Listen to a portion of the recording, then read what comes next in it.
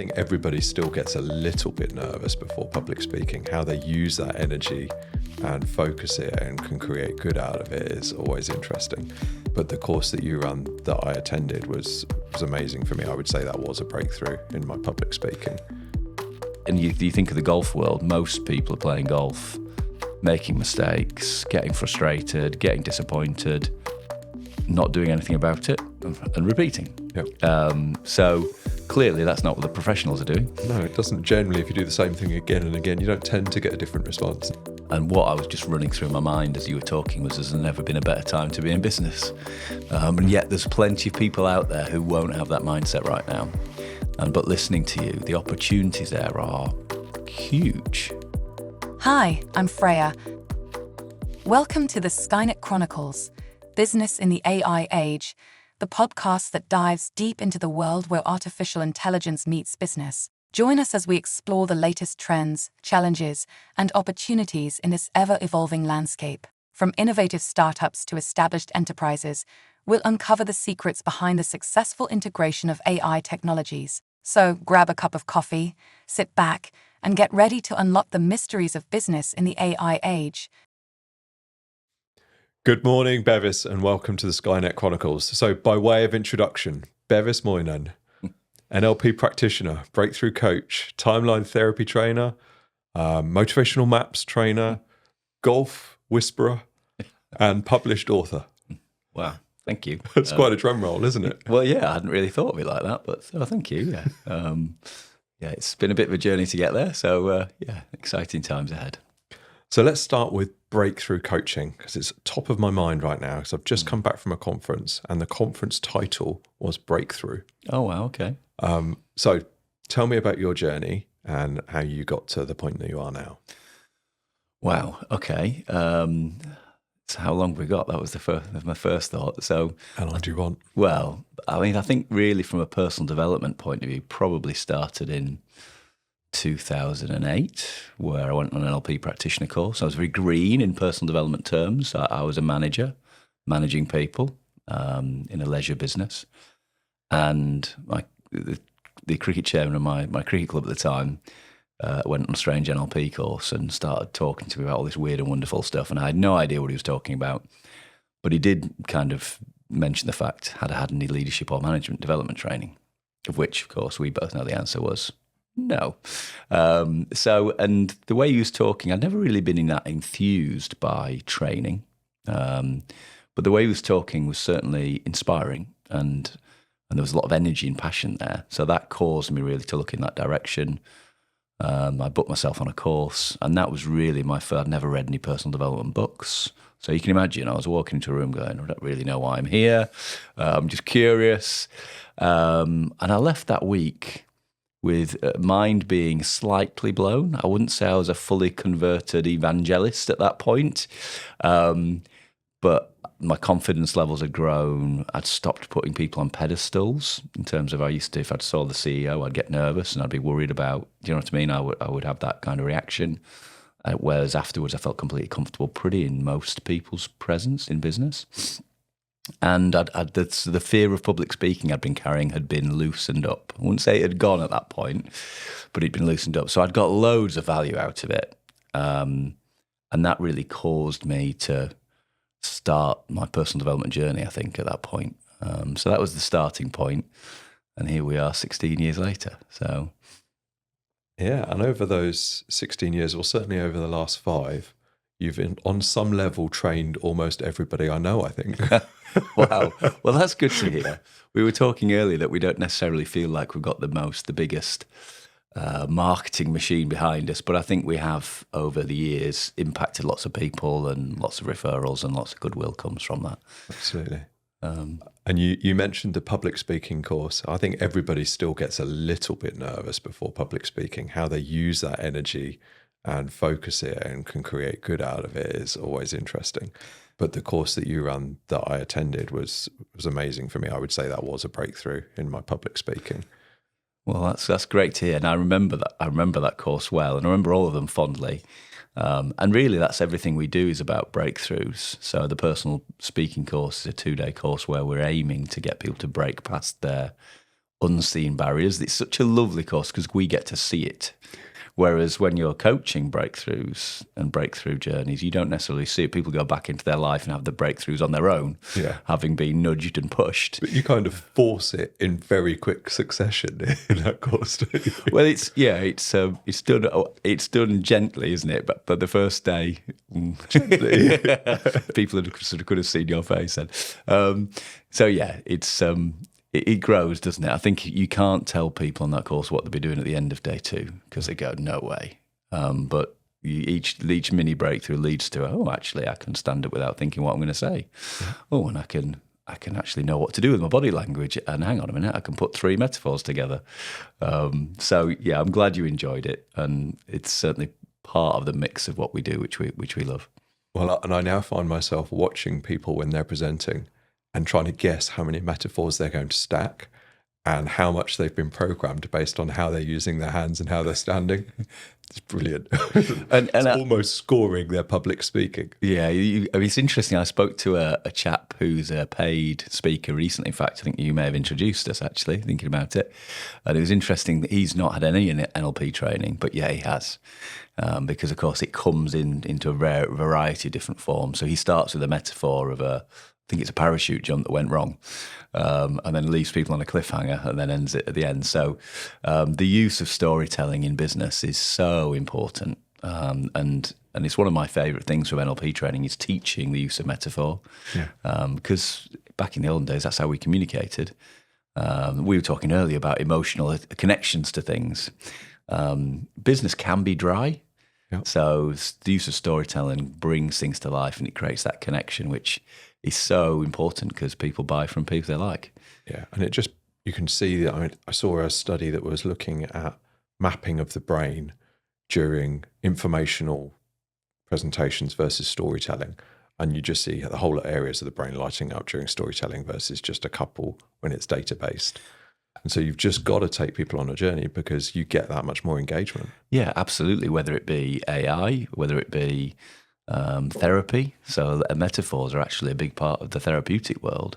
Whether it be parenting, you know what it's like. You're trying to tell your kids what you want them to do. You can't tell them. Exactly. You get immediate resistance. Whereas if you tell stories about someone they're interested in and displace a bit of resistance, teenagers are canny, aren't they? They may catch on. Yeah, probably. Probably. But you'll program me, aren't you? Well, no NLP in here in the side in the kitchen. But you can certainly influence without being as direct. And I think that's the beautiful thing. And the danger with NLP is it can be manipulative. And that's why it sometimes has got a bit of a bad rap at times. But that's really down to the individual trainers and coaches who are using it. If their ecology is good and they're looking to help people, then it can only do good things. A bit like AI, isn't it? If AI can only do good things in good hands. Yes.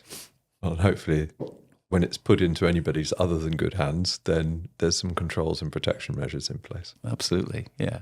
And, the same in our world, which is more governed than it was, which is also a good thing.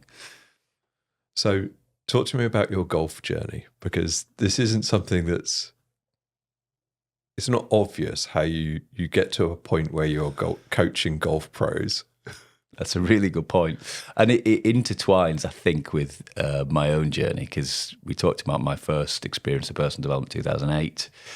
I went on a master practitioner course in 2010, and being a bit of a sports geek, so I loved my cricket. Part of my own personal development journey was that I didn't turn up to county cricket trials when I was 18. I was at Loughborough Uni, dream of being a professional sportsman. Trials came along, came to the night before, didn't turn up.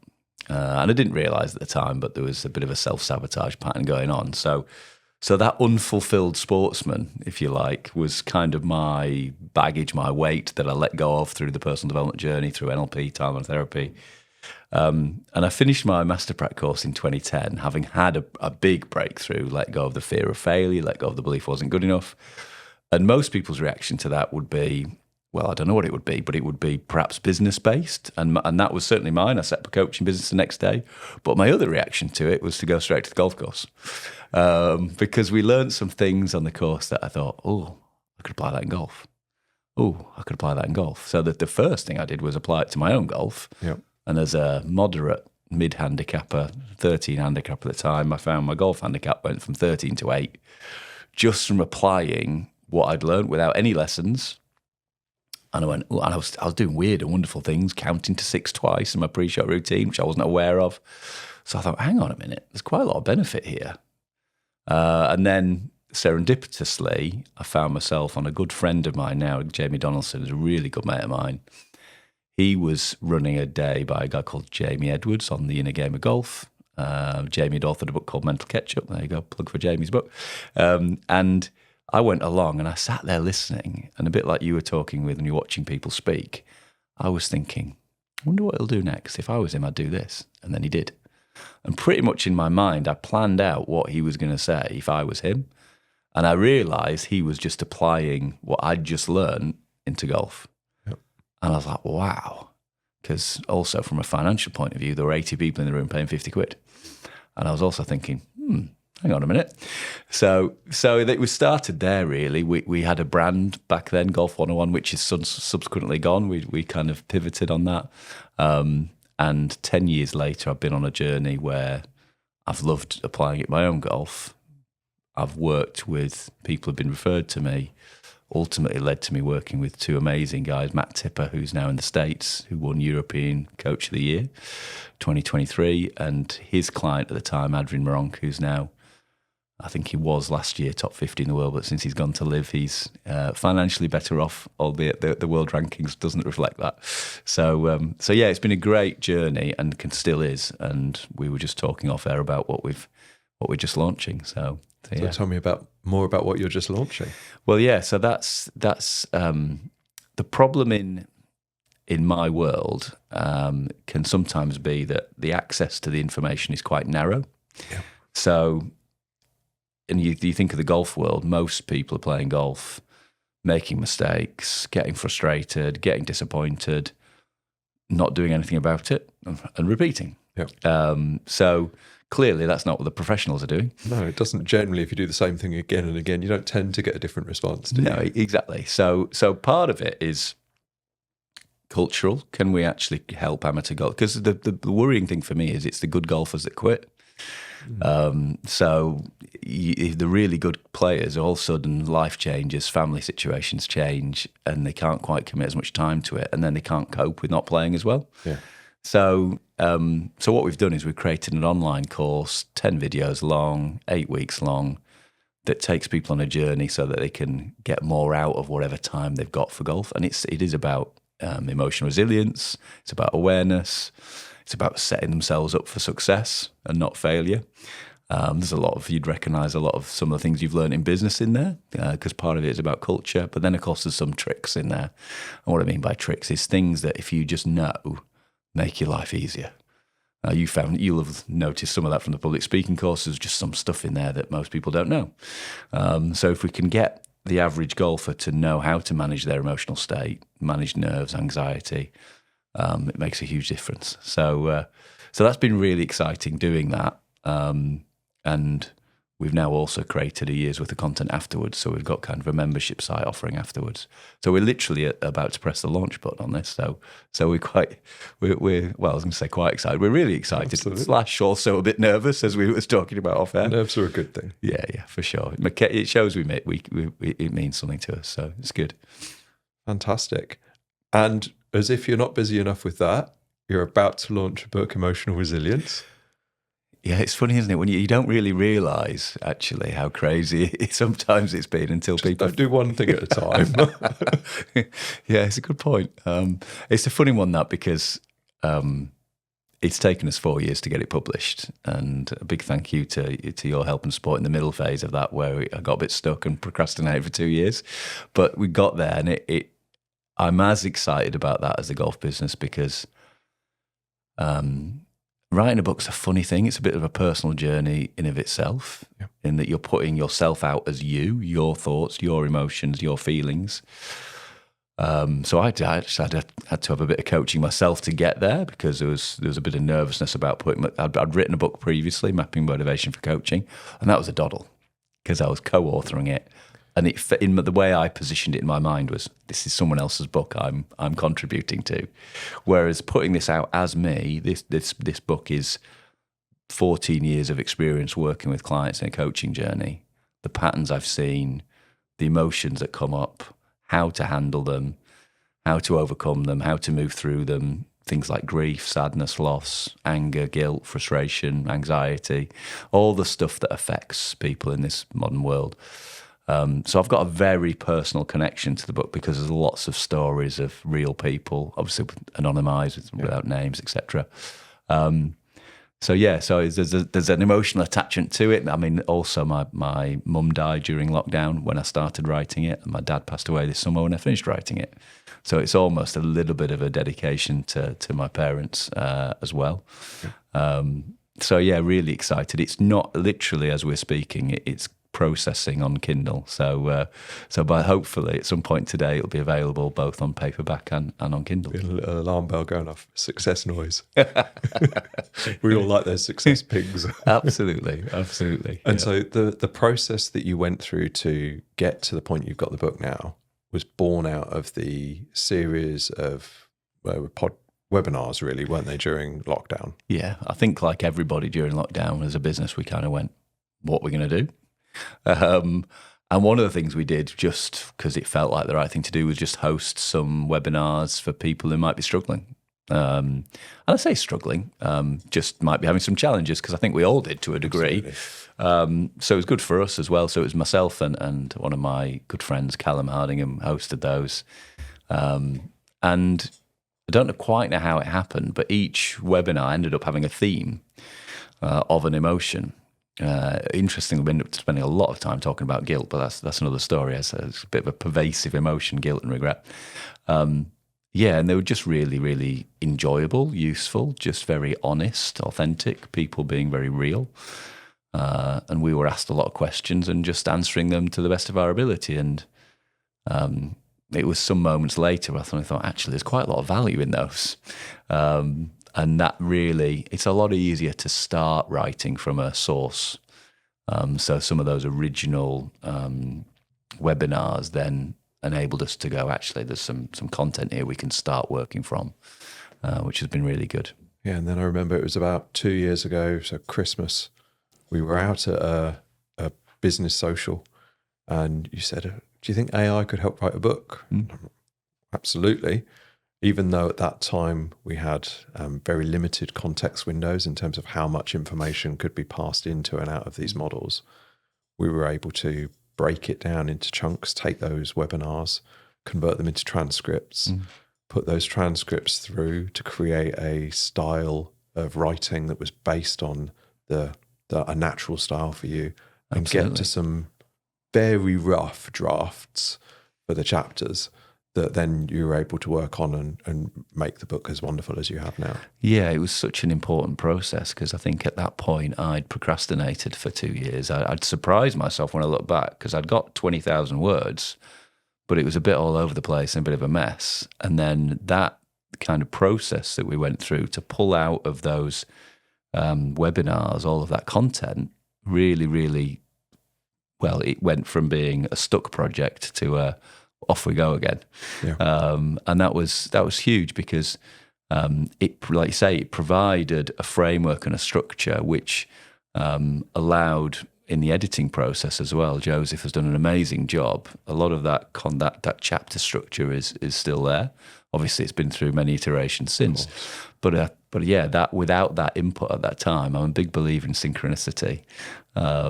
Without the input at that time, would be where we are now? No, we wouldn't, because it would still have been stuck in. I'd have still been stuck in procrastination. So we should probably have written a book about that process then, because at that time that would have been really useful to the world. Yeah, for sure. And I think I've just seen in a different setting, we're talking about the golf world, we've been able to do something similar. Yeah. Obviously, AI is moving incredibly quickly, and you're at the forefront of that. So we've been able to do something similar with the golf book with Maximise Your Golf Performance. Has now got a book with it, which is crazy, because I feel like all I've done is created content and created teaching modules and be able to actually create a book, which is the course run through. And that's been a very seamless exercise. So if they're business owners, and it's a funny thing, isn't it? Because I had this experience writing my first book where I was expecting it to be a lot harder than it was. And that was without any support other than just a creative writing process. So I think as business owners, if you think you've got a book in you, you have. It's not as difficult as you think. And I think get support, because actually it's a really enjoyable journey, and actually it can be a lot quicker nowadays than people can even imagine. Yeah, crazy. As I said, I've just come back from this conference, and I woke up in the middle of the night last night. Got so much to do, and a pile of business cards.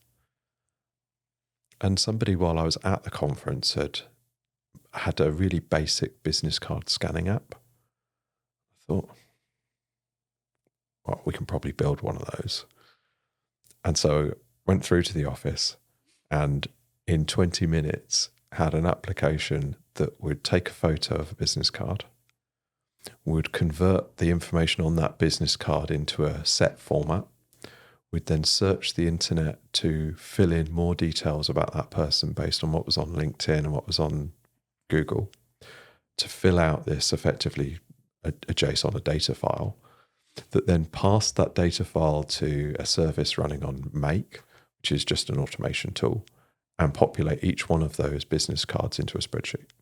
Now, wow. I could have put it into a proper system, but I just needed a really quick checklist of who's all the people I spoke to, who have I already connected with on LinkedIn, who do I need to follow up with? And the fact that you can do something so quickly now, and this wasn't high-end coding, it was just do this, make that, do that. I spoke with 3 different AIs in order to make it, but it's an amazing thing that can be done that quickly, and anybody can use these capabilities now to change their business and change their life. So I think the process that we went through a year and a half or so ago on processing and working through those webinars and extracting the information to where we are now, to where we're moving towards with these intelligent agents that can just complete an action and have the same understanding and capability that large language models do. These things open up so many aspects of business. Mm-hmm. And I was reading during the night about a new chip that processes at runtime much, much faster than all of the existing models can, all of the existing hardware. Insanely fast.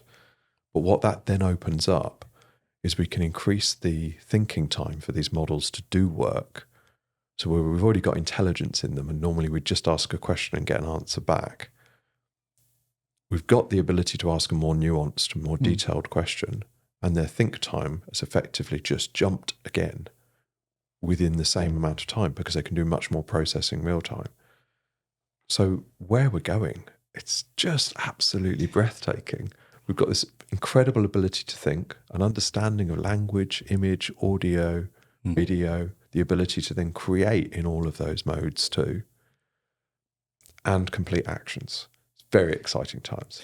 It's interesting, isn't it? Because I think there's obviously, my propensity is to focus on mindset and emotion and the intangible things. And what I was just running through my mind as you were talking was there's never been a better time to be in business. And yet there's plenty of people out there who won't have that mindset right now. But listening to you, the opportunities there are huge because there's a consumer market out there of consumers and who are never going to, from a mindset perspective, be a creator. So if you are a creative type and you're somebody who wants to get knowledge and information out in the world to help people in any format, and ultimately all businesses help people, otherwise they wouldn't exist, and all businesses give more value than they receive in financial return, otherwise they wouldn't exist. Sometimes we get that wrong, of course we do. That balance is challenging. Of course, we've all been on that pricing challenge and are still on it to some degree. But ultimately, if we know that all businesses serve and all businesses help people, then ultimately there's never been a better time to be in business, because the opportunities there are are endless and growing now. Yeah, and the nice thing, I think, as a business owner, people sometimes come to me from a personal development exercise. I like seeing Bevis because then I don't have to think about personal development. I can park that with Bevis, which of course isn't true because it's their own mind and their own emotions, but they can kind of use that insight and that experience to help them in that space. What you're doing is that for businesses with technology, because you know me well enough. There's a spectrum somewhere around IT and the capability, and I'm at the far end of incompetence on that. I think that's doing you a disservice. Well, maybe I need some coaching in that space. But I would certainly say, from my experience, I'm certainly not that skilled, and it feels reassuring to know that through support and relationships, you can contact someone and go, actually, we need some help in this area. So yeah, and I think that's exciting. Exciting for you as a business. I mean, I don't think there's been a better time to be involved in technology. What we can do now is amazing and was impossible a year ago. And the iteration and improvement on the capabilities of the models, the connectivity of these capabilities, and just the reasoning and understanding is mind-blowing and very difficult for us to keep up with. Yeah. And so within the team, we have dedicated time for learning. The developers all have time on a Friday, every Friday, that they're not allowed to work. They just have to research and play with something new and then bring that to the dev meeting on a Monday. And I've got time for prototyping and reading because otherwise we can't possibly keep up. But then I can go and have a conversation with somebody and we can go, oh, well, yeah, we could do this. I've got an idea. I'm kind of interested in what we could do. And I'm, well, don't do it that way. Yeah. But we can very quickly get to a concept that could work. And because the tools are so capable and we're effectively clicking together bits of Lego to make a solution, it's low cost to build too. Just an amazing time. And I think, listening to you, there's lots of business benefits, aren't there? Again, from a motivational map point of view, I think about freedom and efficiency. There are efficiencies, aren't there? And then from a kind of business growth point of view, it's about how you get more information out there more widely about what you do. There's so many positive angles to that in terms of making what you do more streamlined and efficient, but also ultimately, and all of that has real end business results. That's why we're all in business, right? We want to produce results and help people along the way. Yeah, absolutely. I've been using a conversation bot for reflectivity each month. And so a certain day of the month, I dedicate time where I have a conversation while I'm walking the dog with an AI, with a headset in. And it takes me through a series of questions and asks me how I'm feeling about things. It understands what's happened in the previous months. And it just then comes back, and at the end of it, it produces a summary of how I'm feeling this month and my goals for next month. And the fact that I can do that without having to, well, I wouldn't get that sort of coaching probably. And I can now offload that thinking and just have probing questions asked when I'm in a relaxed state by something that I don't know, doesn't really matter what I say to it, has been breathtaking for me. You just reminded me of one of my clients who's in America. Exciting journey. I mean, crikey, we could talk about this. There's a new husband and wife, and this chap moved to America on a bit of a whim, really. Wanted to be a professional golfer. I could never get him to tee the ball up in a pro tournament because he was too much of a perfectionist. So he moved to America. I remember saying to him once that the money will come from where the money comes from. And not many people believe you when you say things like that, but he wholeheartedly did. And he moved to America, met a lovely girl, a lady called Morgan, who they now got married. He was sleeping on her bedroom floor for a while, very religious family. And at the time, he as a perfectionist, he couldn't cope with I will get somewhere with this story, so don't worry. He couldn't cope with the poor equipment that he was, because he uses one-length clubs, a bit like Bryson DeChambeau. So he's using this equipment, and he goes, this is rubbish. So he makes his own. And he starts making his own equipment. And because he's at a venue where Bryson plays, who's now he's won one major and finished second this year, so he had an amazing year. Well, Bryson gets hold of this one set of irons that Tom's made. He goes, these are amazing. These are way better than what I'm using. So cut a long story short, fast forward Fast forward a year, they've now got £1 million turnover club manufacturing business called Avoda Golf. So there you go, Tom, I've given you a bit of a plug there. And I was having conversations with his wife, Morgan, the other day, and she's had again, without any details, some challenges, and she's been doing just what you've just said. So she's been questioning some of the things she's been told by certain people in her life, running it through AI, and reassuring herself that how she's feeling and thinking about things are valid, actually. It's almost a check. And I think if you go on the Deepak Chopra app, there's now a spirituality in our AI section. It goes back to where the intention, doesn't it? Yeah. If the world's knowledge is out there, and there's some gurus out there, and there's a lot of that knowledge is online. So, but making sure the prompt to control it is good and useful, and isn't saying things that could take you down the wrong path is important. It's with great power comes great responsibility. Yeah, absolutely. But I think that the possibility, I would never say that it's going to replace the need for coaching or therapy or counselling, but it can be a great addition to it, and it can also be a step on the journey for somebody who might not immediately go and ask for help directly from someone. Yeah. It could throw things up for them positively. They might think a bit differently and go, actually, now I want to go and speak to somebody about this.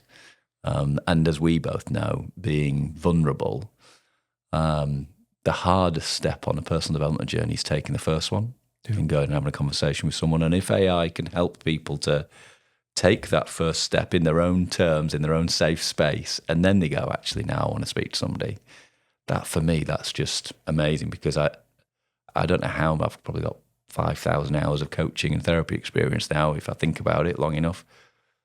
There's a whole load of people who won't have turned up that I don't even know about because they never took that first step. And we've both got a friend who we know who's had, he's had 7 suicides in his life, 7 friends who committed suicide. And I just think, that's tough for him. He's had a lot of working through that situation. But if there could have been something then that those young men, and they were all men, could have leaned on to get some support, then I do genuinely believe AI has a space, a real job to do it positively in the personal development space. Yeah. And it is because it's helping a lot of people who with good intention get their information and knowledge out there. Yeah, there's can't remember the exact saying, but it's something along the lines of the best time to plant an oak tree was 20 years ago. But if not then, now.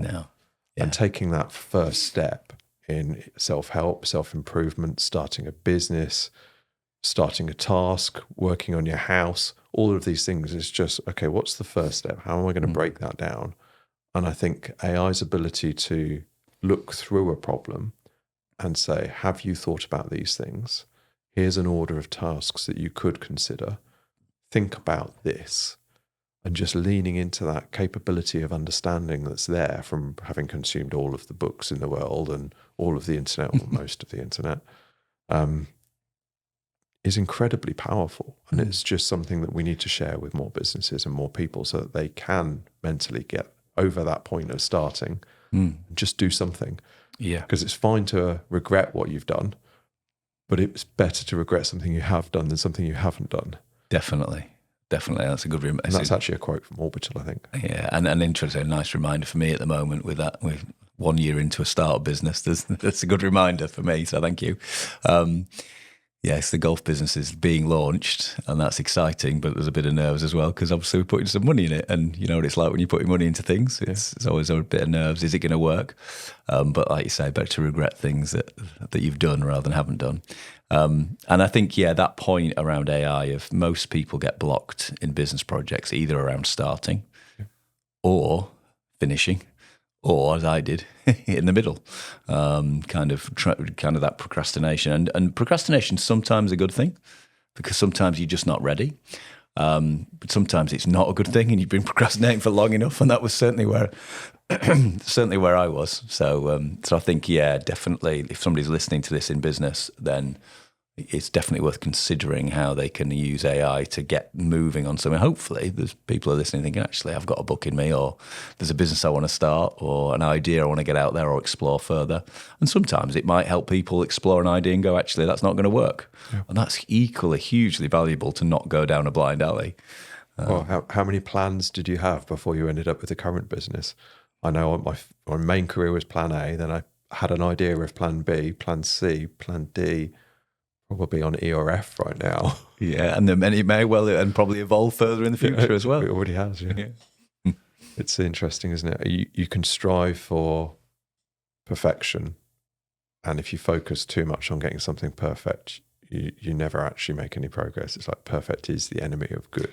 Yeah, that was when I wrote Mapping Motivation for Coaching. That was one of James's quotes that helped me. Perfection is the enemy of progress. He said, just write. Just get it down. Don't worry about grammar, spelling, just write. I was like, okay, this is liberating. And I think I now know so many people who've got creative content out there without it being hard work. Whereas I certainly believe writing a book was hard, and it's not. No. And again, there's a bit of NLP in that. If you believe something's hard, you're not going to move towards it, are you? So I think AI is a place of making life easier. I think we've also got to be careful that our expectations of what we can do don't do that ridiculous thing and we all start expecting ourselves to be ridiculously productive all the time. Because if you think back where we're in the 70s where the first computers were coming out and everyone, we'll be all working 3-day weeks. It didn't quite work out like that because our mind's ability to expect more of ourselves outpaced technology. Yeah. So there's always I'm always mindful that we did a spirituality day the other day in coaching. And this first one I've ever done, one of the questions I asked was, who here feels like they've got enough time for themselves? And if I look on your face, you know the answer I got back. And these were people who were in the coaching world.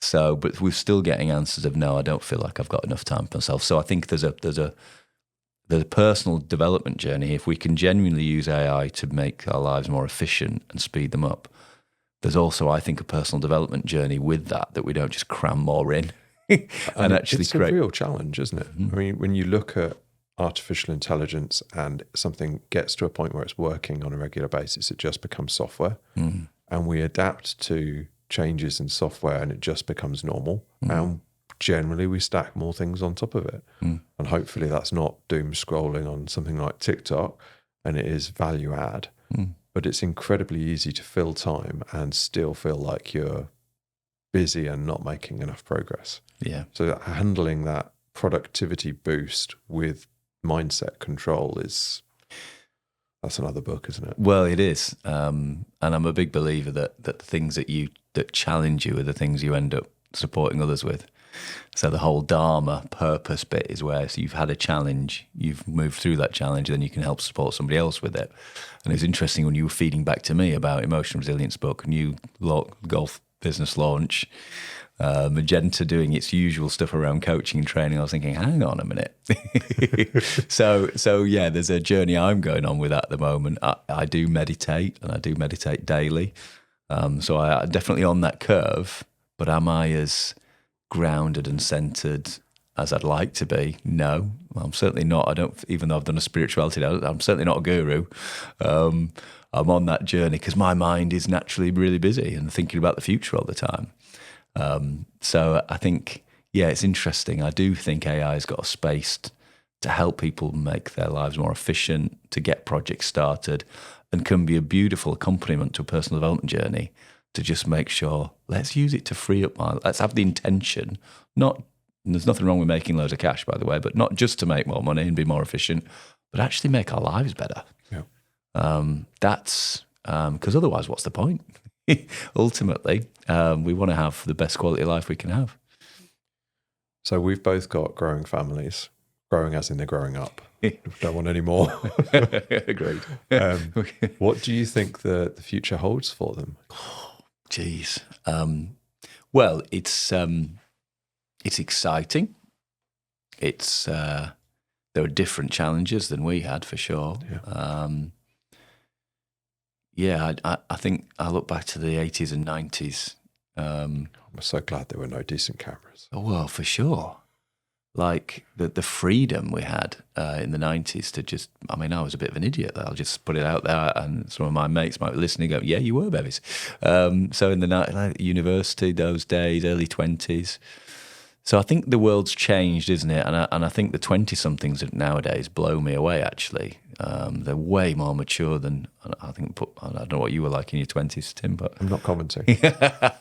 So, but I had fun. You're good. I just get that sense that the 20-somethings nowadays are way more mature. We live in a weird time, I think, where actually younger people, in some ways, like the elders and respecting our elders is a nice concept, but you can spend time with 70-year-olds now. They're not necessarily more wiser than 25-year-olds. That's weird. We'll just put that out there. We don't think about this a lot, but that is different. You go back 50 years ago, that wasn't the case. But it's down to that rate of knowledge transfer, isn't it? Absolutely. You still have to be learnt over a lifetime of experiences in reading, and now you can get the answer to almost anything instantaneously. Yep. Now, most of that will be accurate, but the fact that you can have that information at your fingertips in terms of actionable next steps, just because somebody says, well, this is how you do it. And I know, don't be stupid, that's not how you do it. That's how you've done it. There's a far better way. And they know it, and they like to throw it at us, don't they? Yeah, for sure. And I think that is the double edge, isn't it? The instantaneous nature of life. I mean, Amazon as a business, wow, what a business model. And I'm hugely grateful I'm able to publish a book and get better returns on Amazon. And the whole publishing process is way easier than it was. You can order something and it'll be there tomorrow. I mean, that is just bonkers, really, from where we were 20 years ago. So the opportunities for young people are massive because anybody can start their own business. And people often think the barriers to success are time and money. Well, we've all got the same amount of time. And if you're confident enough, you can borrow the money. Now, there'll be people in deprived and underprivileged backgrounds who will have more challenges, but those two things still apply. If you're perseverant, then you can find the time and the money and the people that will help you if you persevere. So that's the positive side, the huge opportunities that are available. I tried to have that conversation. My mum, God rest her soul, we used to have arguments because she would argue with me that it was an awful time to be alive. And things were worse. And I would have said there's never been a better time to be alive. And she would accuse me of living through rose-tinted glasses, which I do.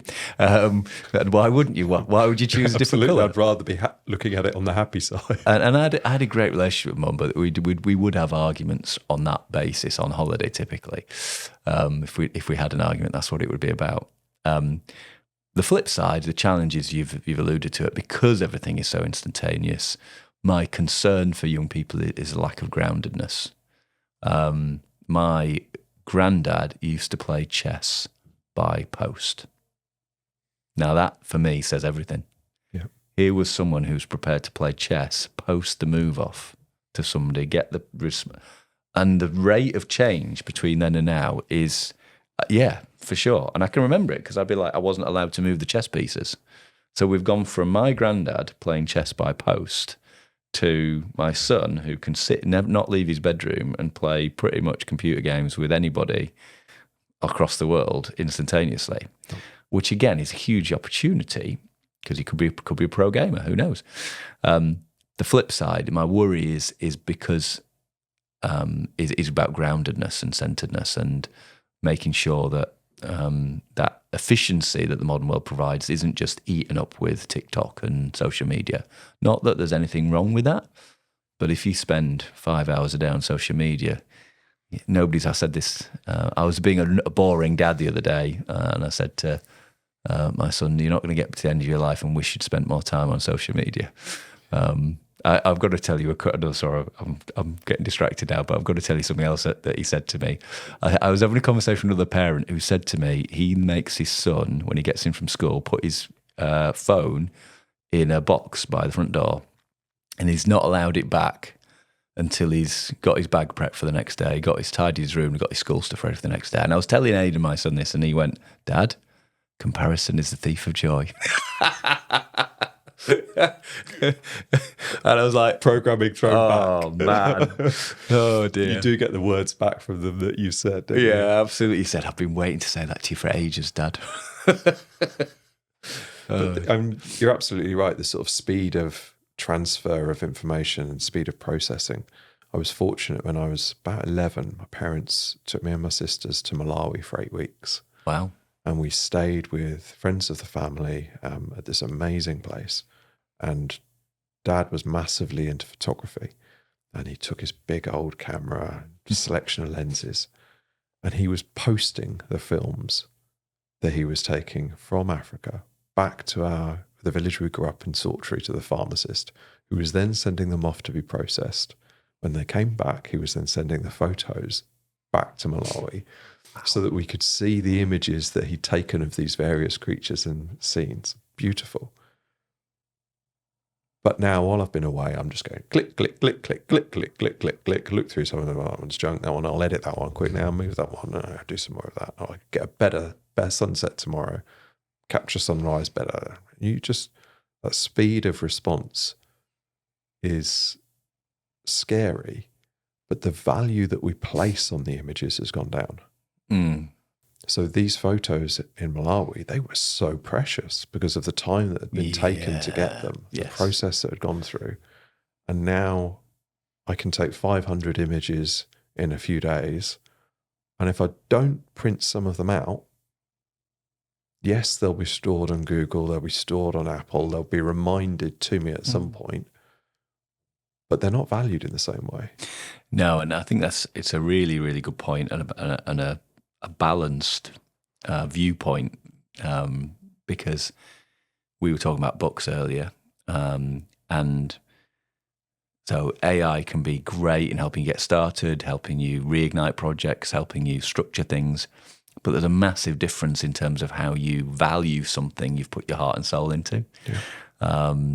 So I think, and that's the same in any creative process, isn't it? That my mum passed away this summer. We've just found like 300 to 400 paintings in my mum's studio, and I'm like the cue emotion. I mean, my mum wasn't a commercial being. She never thought about selling it. I mean, she did. She sold about, 10 or 20 paintings, I'm imagining, in her life. But she did do exhibitions, etc. But really, she just painted because she loved painting. And so that I always think of art as a good example. What makes a great piece of artwork great, and it's actually something intangible. It's the energy, weirdly, of the painter. Yeah. And the same thing with books and material. What is it that makes one singer, and maybe we talk about this in the public speaking course, what makes one singer amazing versus another one who's just as technically gifted but doesn't connect? And again, it's the intangibles. So I think you're quite right that when things are so quick and at your fingertips, do you quite value things as much? And it's just making sure we have that mindset of, okay, and it goes back to the grounded bit, isn't it? Let's just have some grounded, centered time with our kids. Let's make sure they have some creative time. And also let's make sure they understand the value of as much as we can, because otherwise we just sound like grumpy adults, don't we? Well, they won't listen to everything we say anyway. True. And it's just for ourselves as well, to really value, that, be grateful for. Goes back to that comment about being grateful for technology and the speed and the efficiency, as opposed to just expecting more of ourselves all of the time. Well, I think that's a fantastic point to end today's conversation. It's always a pleasure chatting. I love it. Thank you. Thank you. Really enjoyed that, Tim. Thank you.